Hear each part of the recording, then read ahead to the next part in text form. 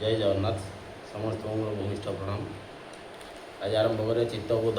बा चित्तविनोद द्वितीय अध्याय। करवस्तुलतनु गजेन्द्रवदनम लंबोदरम सुंदरम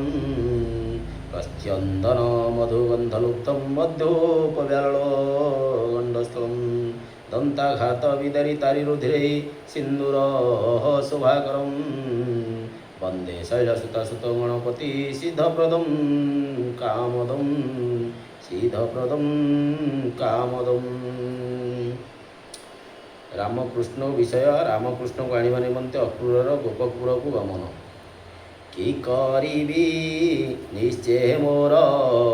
होइला मरण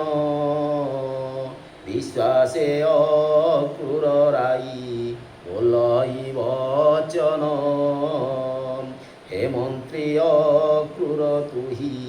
गोपपुरे जीवो गोप नृप नंद पासे मोर लेखा देबू रामकृष्ण भेबेनी भाई आसीबे जे मन्ते तेमंत उपाय करी घेनी आस एथे उपाय करिण बहु प्रकार एठारे दुई भाई को मारिबी कीट परकारे ताहांकु यद्यपि मुही मारी न पारिबी केमंते राजाधिराज मुही बोलाइबी से दुई बालक मोर हृदय हेले सर जाओ बेगे अक्रूर हे आनंद बाल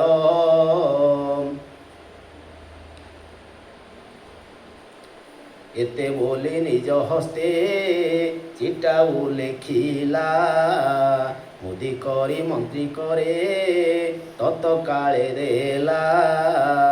दिव्य रथ एक सज कराई आनिला सुखे जाओ बोली रथे नहीं बसाइला कंसर चिटाऊ घेनी अक्रूर हस्तरे रथरे बसिला जाई महानंदरे राजा आज्ञा मानी मंत्री राजदांडे चली देखी पुर नर नारी माने मने भाई बोलती देख अक्रूर जाए गोपपुर आणिब रामकृष्ण को पेशे कंसासुर सेते सेवे निभाई कि नयने देखिबा सते सेवे निभाई कि नयने देखिबा आम्भर पाप जीवन सफल करिबा धीरे धीरे रथवाही चलई अक्रूर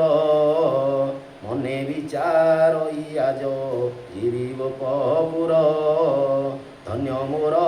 पिता माता धन्य मो जीवन अशेष जन्मर पाप करिबी दहन ब्रह्माचंद्र रुद्र इंद्र कुबेर वरुण अनुक्षणे ध्याउछन्ति जाहांक चरण सेही पाद रज आज संगे हेबी बोली विचारी अक्रूर एहा वृंदावने चली देखिले से वृंदावन अति मनोहर गोवर्धन गिरिवर दिशई सुंदर बद्वहई वसंत सदा तहि घन घन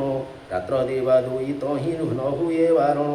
जेउ बने निशाचर सर्वदा उदय जेउ वृंदावने नाही हिंस्रजंतु भय जेउ वन सीमा छुए नाही वश्य नर जहि काल जानी वृष्टि करे पुरंदर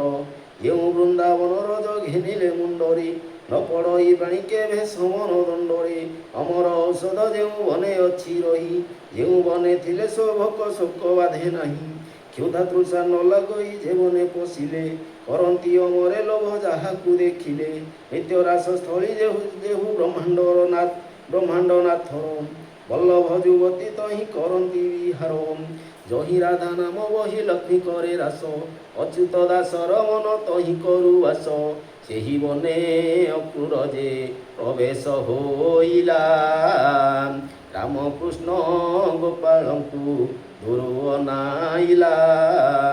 ଦେଖିଲା ଗୋପାଳ ମାନେ ନାନା ରଙ୍ଗେ ଖେଳି ସିଙ୍ଗା ବେଣୁ ବଜାଇଣ ଚରାନ୍ତି ବାଛୁରୀ ଗୀତ ଗାଉଅଛି କେହୁ ବୋଲି ହରି ହରି କେହୁ ବାଡ଼ି ବୁଲାଇ କେ ଯାଏ ଜିରା ମାରି ଆସୁଛନ୍ତି ତାହାଙ୍କର ସଙ୍ଗେ କାମ ପାଳ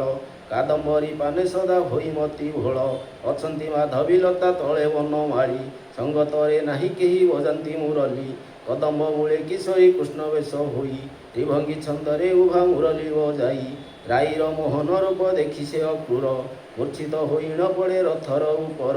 କାଳିନ୍ଦୀ ସଞ୍ଚାରୀ ମନ୍ଦ ସମରେ ପରସେ କିଛି କ୍ଷଣେ ଚେତାଲବି ରଥ ପରେ ବସେ କିଶୋରୀ ମୋହନ ରୂପ ତ୍ରିଭୁବନ ମୋହେ ପଲକ ଶୂନ୍ୟ ନୟନେ ତେଣୁ ରଥେ ଚାହେଁ ମାଧବୀ ଲତାର ତଳେ କୃଷ୍ଣକୁ ନିରେଖି ରାଧାର ମୋହିନୀ ରୂପ ନିପମୂଳେ ଦେଖି ଅକ୍ରୂର ମନେ ବିଚାରେ କି ବୁଦ୍ଧି କରିବି ୟାଙ୍କ ମଧ୍ୟରେ କିଏ କୃଷ୍ଣ କେମନ୍ତେ ଚିହ୍ନିବି ଅଛନ୍ତି କଦମ୍ବ ମୂଳେ କୃଷ୍ଣ ବିଜେ କରି ପୁଣି ଲତା ତଳେ ସେ ବଜାନ୍ତି ମୁରଲି ହେମନ୍ତ ବିଚାରି ଦେଲା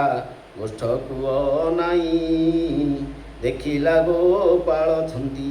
କୃଷ୍ଣ ରୂପ ବହି ଧବଳ ମୂରତି ରାମ ସୁନ୍ଦର ଦିଶନ୍ତି ଗୋପସୂତ ମେଳେ ଧେନୁ ଚରାଉ ଅଛନ୍ତି ଧୂଳିରେ ଧୂସର ଅଙ୍ଗ ଦିଶେ ସପ୍ତ ଫଣୀ ଚରାନ୍ତି ଗୋପାଳ ବୃନ୍ଦ ସଙ୍ଗେ ବର୍ଷା ଘେନି ହେମନ୍ତ ଦେଖି ଅକ୍ରୂର ହୋଇଲା ଚକିତ ମନେ ବିଚାର ଇଏ ତ ବଡ଼ ଅଦ୍ଭୁତ ମାଧବୀର ତଳେ କୃଷ୍ଣ ଦୀପ ମୂଳେ କୃଷ୍ଣ ପୁଣି ଦେଖି ଅଛି ଧେନୁ ଚରାନ୍ତି ଶ୍ରୀକୃଷ୍ଣ